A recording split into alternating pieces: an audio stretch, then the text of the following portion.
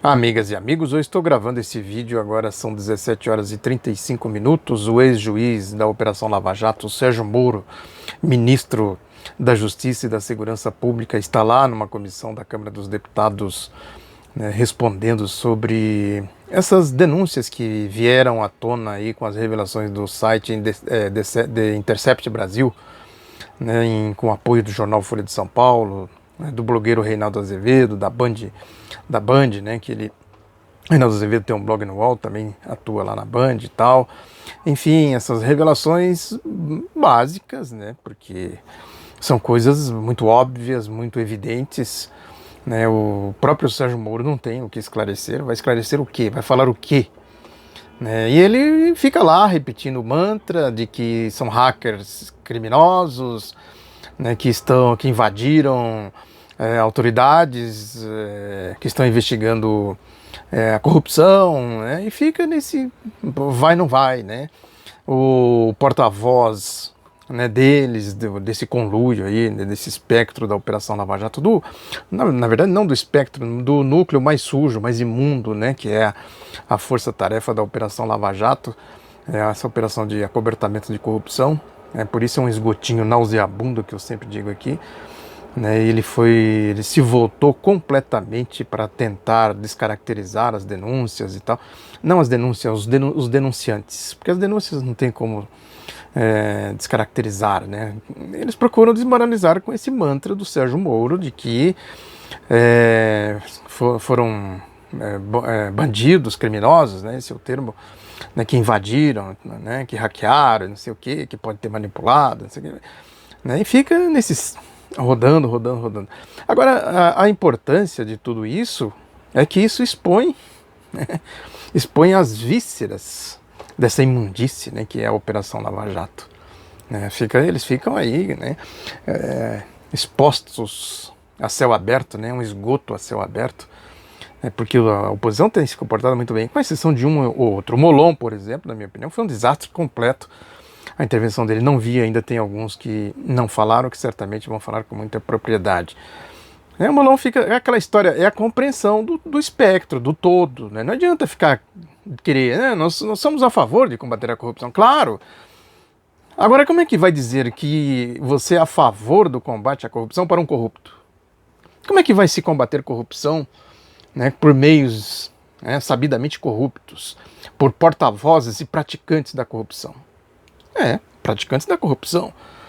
É porque à medida que a pessoa ela é conivente com o corrupto, ela passa a ser corrupto também, não tem como fugir desta lógica. À medida que o Sérgio Moro vai lá se confraternizar com o Erivaldo Souza, lá de Maringá, para que mais evidência de corrupção do que aquilo lá? O caso lá de Maringá que eu sempre falo. O caso do Carlos Fernando dos Santos Lima, na Operação Banestado. Isso quem está dizendo não sou eu, quem disse não fui eu. Foi a revista Isto É, né, lá da história da Operação Banestado, da operação de ocultação de provas de evasão de divisa, de Caixa 2, que a mulher dele, do Carlos Fernando dos Santos Lima, atuava, né, no esquema do Banestado, lá de Foz do Iguaçu. Tudo isso, quem disse é a revista Isto É, naquele artigo que eu falei. Vou deixar de novo aqui para eventuais consultas.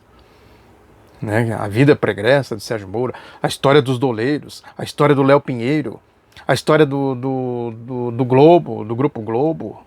Então fica o antagonista fazendo aí o papel, né, vamos dizer assim, de cachorro louco, né, que avança,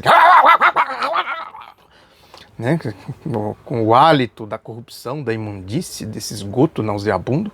A Globo tentando dar um ar, o Grupo Globo, na verdade, tentando dar um ar jornalístico para as contestações, né? E fica essa história, né? Forma-se, portanto, o espectro. Outra coisa que o Sérgio Moro repetiu, que ele fica nisso aí, né? Nesse círculo. Se ele fugir disso, cai do pedestal, né? Que as instâncias recursais, é esse termo que ele usa, as instâncias recursais, né, referendaram, reafirmaram, né, a sua sentença e tal. Né? Agora, essa é a velha questão: por que o Supremo não referendou? Por que o Supremo não julgou até agora? Porque tem que entrar no mérito.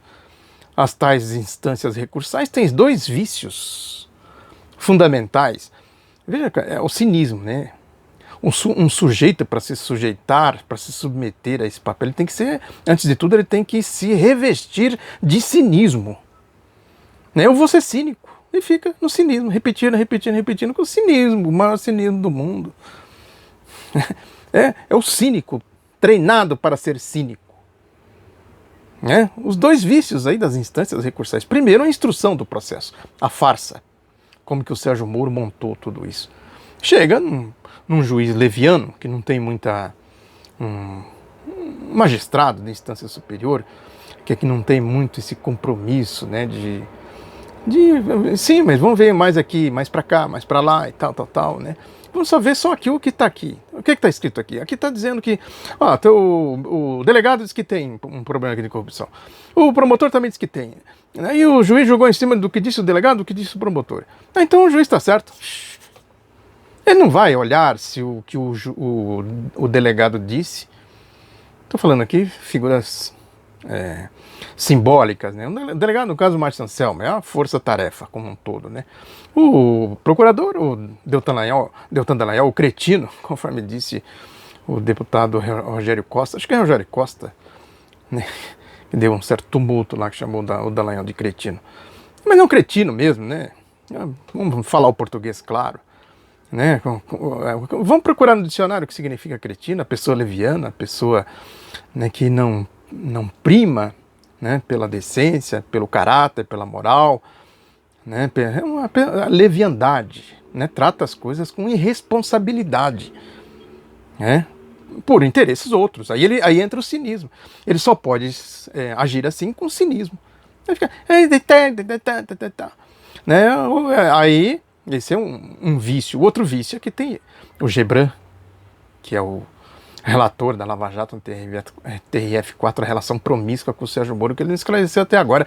Aliás, teve um deputado que perguntou se o Sérgio Moro devolveu o celular do neto do Lula, esse que faleceu aí. Olha aí, ele não responde nada, porque isso é o cinismo, ele fica no mantra, o Goebbels, nazismo, etc, essas coisas todas. Então são dois vícios de origem. E aí também, isso se agrava à medida que vai para o STJ, porque aí já tem um referendo, né, do vício de origem e tal, do delegado, do promotor e tal, e referendado pelo ministro, pelo desembargador, e a patotinha dele forma lá um timinho e tal, né? Forma o espectro da Operação Lava Jato. Essa é uma questão fundamental. Né?